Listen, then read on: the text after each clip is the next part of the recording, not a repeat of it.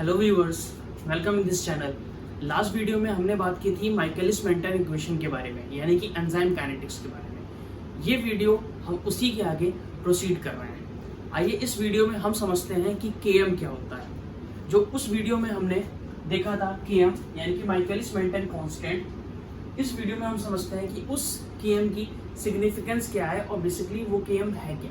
तो सबसे पहले अगर हम Km की डेफिनेशन की बात करें तो Km की डेफिनेशन क्या है? The substrate concentration at which the half of the enzyme active site are occupied, यानी कि वो सबस्ट्रेट की कॉन्सेंट्रेशन जिस पर हाफ ऑफ द एंजाइम की एक्टिव साइट ऑक्यूपाइड हो जाए सबस्ट्रेट के जरिए, वो कॉन्सेंट्रेशन Km कहलाती है। फॉर एग्जाम्पल कि यहाँ पर 100 ऑफ एंजाइम यूनिट है, अगर 50 ऑफ एंजाइम यूनिट एक सबस्ट्रेट कॉन्सेंट्रेशन पे ऑक्यूपाइड हो जा रही है उनकी एक्टिव साइट, तो वो सबस्ट्रेट की कॉन्सेंट्रेशन Km वैल्यू कहलाएगी।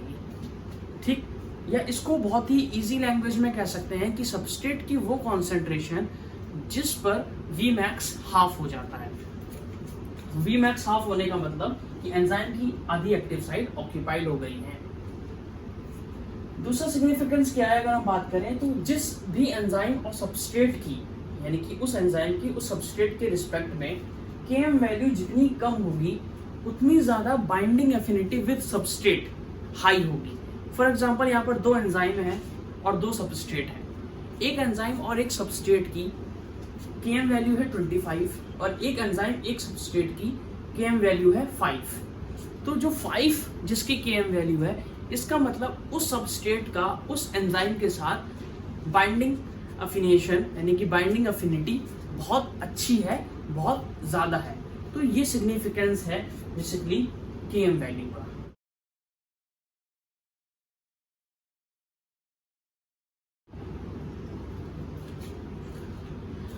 आइए बात करते हैं टाइप ऑफ इनहिबिशन की। तो बेसिकली 3 टाइप के इनहिबिशन होते हैं: competitive inhibition, non competitive inhibition और अनकॉम्पिटिटिव इनहिबिशन। तो सबसे पहले हम बात करेंगे कॉम्पिटिटिव इनहिबिशन। तो कॉम्पिटिटिव इनहिबिशन वो इनहिबिशन होते हैं या वो इनहिबिटर्स होते हैं जो आपके फ्री एंजाइम के साथ आकर बाइंड कर जाते हैं विद कॉम्पिटिशन ऑफ सबस्ट्रेट, यानी कि सबस्ट्रेट को कॉम्पिटिट करके आपके फ्री एंजाइम के साथ बाइंड होकर एंजाइम इनहिबिटर कॉम्प्लेक्स बना देते हैं। अगर आप नॉर्मल माइकलिस मेंटन इक्वेशन की बात करें तो वो होती है V = Vmax S divided by Km plus S। इस माइकलिस मेंटन इक्वेशन में एक टर्म यानी कि अल्फा ऐड हो जाता है। ये अल्फा इसलिए ऐड हुआ क्योंकि ये अब जो इक्वेशन है ये माइकलिस मेंटन नॉर्मल इक्वेशन ना रहकर माइकलिस मेंटन इक्वेशन तो है, लेकिन ये है कॉम्पिटिटिव इनहिबिशन के लिए। तो ये अल्फा की वैल्यू होती है ये, और ये अल्फा आया है इस एंजाइम इनहिबिटर कॉम्प्लेक्स की वजह से। तो यहाँ पर अल्फा की वैल्यू Km के साथ मल्टीप्लाई हो जाती है, जिसकी वजह से Vmax, यानी कि जब कॉम्पिटिटिव इनहिबिशन की बात करेंगे तो उस केस में Vmax में किसी भी तरह की चेंजिंग नहीं आएगी और Km वैल्यू इंक्रीज कर जाएगी। इस केस में Km वैल्यू इंक्रीज कर जाएगी और किसी भी तरीके की Vmax में चेंजिंग नहीं आएगी। आइए आप देखते हैं कि कॉम्पिटिटिव इनहिबिशन का एग्जाम्पल क्या है। अगर हम कॉम्पिटिटिव इनहिबिशन के एग्जाम्पल की बात करें तो मैथनॉल पॉइजनिंग का केस देखेंगे। अगर मान लीजिए आपकी बॉडी में मैथनॉल हो जाए तो ये मैथनॉल कन्वर्ट हो जाता है फॉर्मल्डिहाइड में with the help of alcohol dehydrogenase. एक एंजाइम है जिसका नाम है अल्कोहल डिहाइड्रोजिनेज। ये एंजाइम इस मैथनॉल को फॉर्मल्डिहाइड में कन्वर्ट कर देता है। तो मान लीजिए अगर आपकी बॉडी में मैथनॉल पॉइजनिंग हो गई तो ये मैथनॉल कन्वर्ट हो जाएगा फॉर्मल्डिहाइड में। अगर इस अल्कोहल डिहाइड्रोजिनेज को आप ब्लॉक करना चाह रहे हैं तो आपको एक इनहिबिटर देना होगा। तो हम यहाँ पर इनहिबिटर यूज करेंगे अल्कोहल। ये अल्कोहल डिहाइड्रोजिनेज के साथ बाइंड होकर फॉर्मल्डिहाइड ना बनाकर एक दूसरा प्रोडक्ट बनाएगा। ये अल्कोहल यहाँ पर कॉम्पिटिटिव इनहिबिशन की तरह काम कर रहा है, क्योंकि मैथनॉल और अल्कोहल में एक, अगर दोनों की स्ट्रक्चर की बात करें तो बहुत हद तक दोनों की स्ट्रक्चर एनालॉग है। तो दोनों की स्ट्रक्चर अगर एनालॉग है तो एक दूसरे से रिसेंबल कर रहे हैं, तो यहाँ पर ethanol as a competitive inhibition की तरह काम कर सकता है। यानी कि अल्कोहल जो है वो एज अ कॉम्पिटिटर इनहिबिटर की तरह यहाँ पर वर्क कर सकता है और अल्कोहल डिहाइड्रोजिनेज के साथ यहाँ पर आके बाइंड हो जाएगा। आइए अब बात करते हैं नॉन कॉम्पिटिटिव इनहिबिशन के बारे में। तो नॉन कॉम्पिटिटिव इनहिबिटर्स वो इनहिबिटर्स होते हैं जो एंजाइम की एक्टिव साइट पर बाइंड ना करके किसी और साइट पर बाइंड कर जाते हैं और उस एंजाइम के 3D कन्फर्मेशन को अल्टर कर देते हैं, जिसकी वजह से वो रिएक्शन ब्लॉक हो जाती है। नॉन कॉम्पिटिटिव इनहिबिटर्स आपके फ्री एंजाइम के साथ बाइंड होकर एंजाइम इनहिबिटर कॉम्प्लेक्स बना सकते हैं या एंजाइम सबस्ट्रेट कॉम्प्लेक्स के साथ भी बाइंड हो सकते हैं, यानी कि फ्री एंजाइम और कॉम्प्लेक्स दोनों के साथ बाइंड हो सकते हैं। तो अगर हम इस केस में काइनेटिक्स की बात करें तो यहाँ पर अल्फा और अल्फा डैश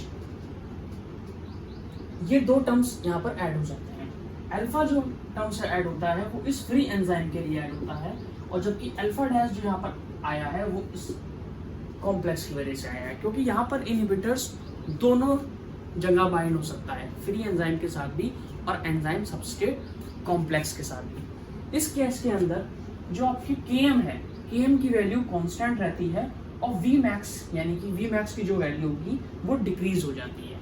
यहाँ पर Vmax की वैल्यू डिक्रीज क्यों हो रही है? वो इसलिए हो रही है क्योंकि ये इनहिबिटर्स एंजाइम सबस्ट्रेट कॉम्प्लेक्स के साथ जाकर बाइंड हो जा रहा है। अगर इनहिबिटर्स एंजाइम सबस्ट्रेट के कॉम्प्लेक्स के साथ जाकर बाइंड होगा तो किसी भी हालत में प्रोडक्ट नहीं बनेगा। अगर प्रोडक्ट नहीं बना तो एंजाइम के टर्नओवर नंबर डिक्रीज हो गया। तो टर्नओवर नंबर डिक्रीज होने का मतलब है कि उसकी Vmax भी डिक्रीज हो गई। तो इसलिए इस केस में Vmax की वैल्यू डिक्रीज हो जाती है। आइए एग्जांपल देखते हैं कि नॉन कॉम्पिटिटिव इनहिबिटर्स का एग्जांपल क्या है। ग्लाइकोलिसिस जब साइकिल चलती है तो फॉस्फोफेनॉल पाइरुवेट बनता है। उस फॉस्फोफेनॉल पाइरुवेट से वो कन्वर्ट हो जाता है पाइरुवेट के में with the help of enzyme pyruvate kinase.